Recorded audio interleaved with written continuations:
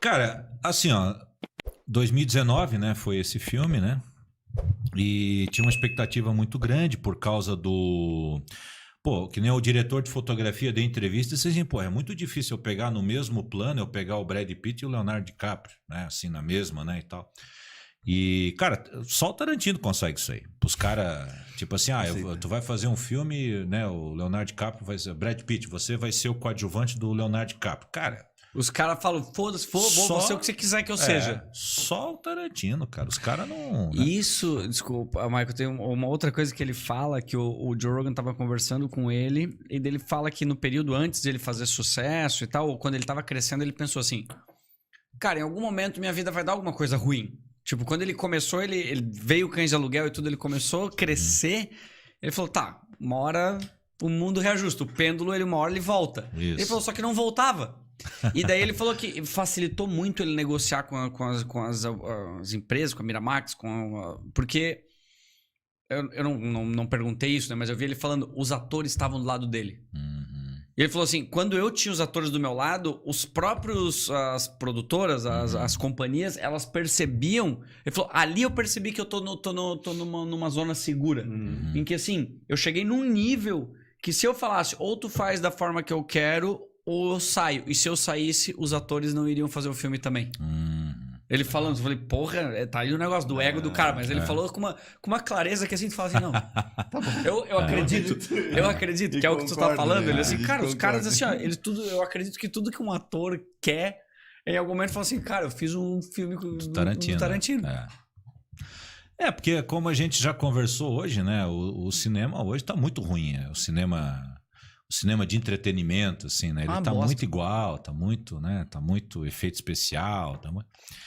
Mas, enfim, então tinha essa expectativa, né? Grande. Outra expectativa grande é que ele pegou um trauma que tem lá em Hollywood, que foi o assassinato da Sharon Tate, né? Que na época era uma atriz jovem, muito promissora e muito bonita, e estava casada com o Roman Polanski, o diretor do Bebê de Rosemary. Ela estava grávida de 8 meses, né, em casa com os amigos, numa região lá muito nobre, lá onde moravam os atores lá.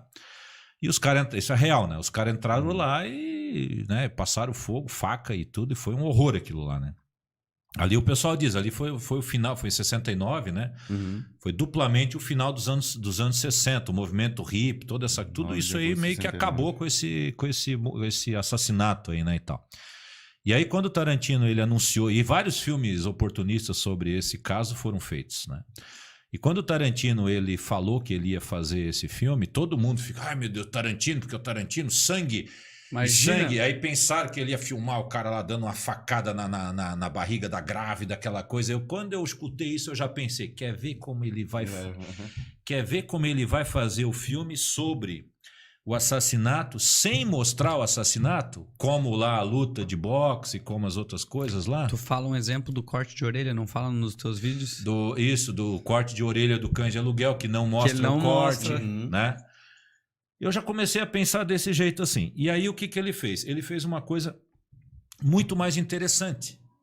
Ele fez assim, ó, ele fez uma história alternativa.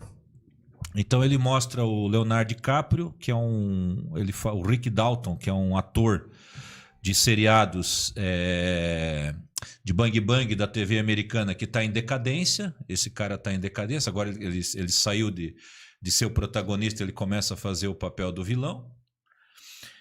Ele tem um amigo, né, que é dublê também, e que é motorista dele, porque ele perdeu a licença para dirigir, e o cara faz enfim, é um amigo dele que é o Cliff Booth, que é o Brad Pitt, né? E que é para ser um cara super foda, que é ser o cara que teria quase derrotado o Bruce Lee, né, no set do Besouro Verde e tal. Então, na verdade, o filme é uma grande piada. Que é o seguinte, o Rick Dalton, ele era vizinho do Roman Polanski e da Sharon Tate. Agora dentro da ficção, né? Ele é vizinho, né? E quem tava lá com ele na casa lá era o Brad Pitt, que era o fodão, o pica das galáxias lá. Então a piada é a seguinte, o que teria acontecido se os maconheiros lá, assassinos, né? Invadir, sim. Se eles não tivessem entrado na casa da Sharon Tate, né? Uma mulher grávida, e tivesse entrado na casa onde estava ali o Cliff Bowles, tá entendendo? Que é o cara que quase surrou, tipo, que surrou o Bruce Lee. Isso, tá? E ele ainda tava chapadaço, assim, o cara tava chapadaço, né? Então essa, digamos assim, é em cima dessa piada que o filme se monta. Só que daí o Tarantino, ele faz uma declaração de amor pro cinema, ele mostra, né, a Sharon Tate andando, também tem 2.500 referências, né, e tal. E aí, novamente, a gente se encontra com o Western Spaghetti.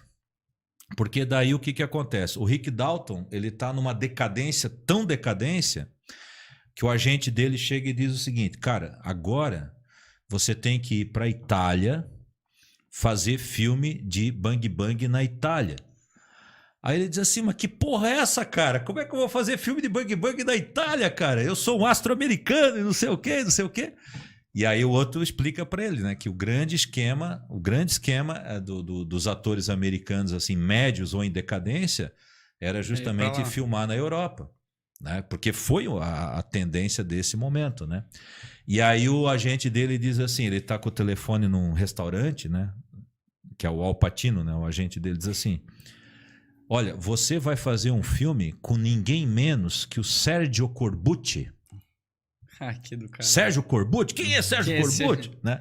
Aí o Al Pacino diz assim, ele é nada mais, nada menos que o segundo melhor diretor de spaghetti western. Daí atrás dá um fogo assim, sabe? Tem um garçom fazendo um prato, dá um fogo assim para cima, né? E tal, né? E aí ele vai lá para Itália, aquilo é resumido numa sequência assim de uns 3 minutos, aí ele volta e aí acontece a sequência final. E aí eu fiquei um pouco decepcionado, porque o Tarantino, ele mostra nesse filme, longamente, assim, exaustivamente, ele mostra como que se fazia uma série americana, como que se filmava, né? E, porra, teria sido muito mais legal se ele tivesse mostrado como que se fazia um espaguete, né? Porque dizem que o espaguete, cara, tu tinha lá um ator alemão, um italiano, um espanhol, um americano, um ucraniano, e aí cada como organizar isso para sair um western? E também diz, e depois eu confirmei se é verdade, que em alguns filmes os atores eles falavam números em vez de eles falarem falas. Por exemplo, né, eu sou italiano, tu é alemão e ele é americano. Né? Ninguém fala outro idioma a não ser o idioma da boca, né? Então eu ia falar contigo e dizia assim, 1, 2, 3, 4. Aí tu respondia 1, 2, 3, 4. Aí o outro falava assim, 1, 2, 3, 4, né? Aí depois ia pro estúdio e o pessoal fazia a... Cala a boca! Em alguns filmes foram feitos dessa maneira, porque o elenco era muito internacional. Entendi. Né? Então, se ele tivesse mostrado esse tipo de... Porque assim, ó... Ia ser do caralho, é verdade. Como se faz um seriado americano, um filme americano, todo mundo sabe, porque a gente já viu 1000 vezes, né? Agora, um filme pedreira desse, sabe, na Itália, né? Putz, isso aí ia ser bem legal. Exatamente, né? Ver isso que tu tá passando... Puta, ia ser animal mesmo. Quem sabe? Pois é, quem sabe, né? E agora, né? E aí agora tem essa história, né? Para terminar, que ele... Nota? Nota, né? A nota. Cara, esse aí ganha nota 8, porque a sequência final, ela tem momentos que o filme arrasta um pouco, assim, mas a sequência final ela compensa a espera, assim, né? Entendi.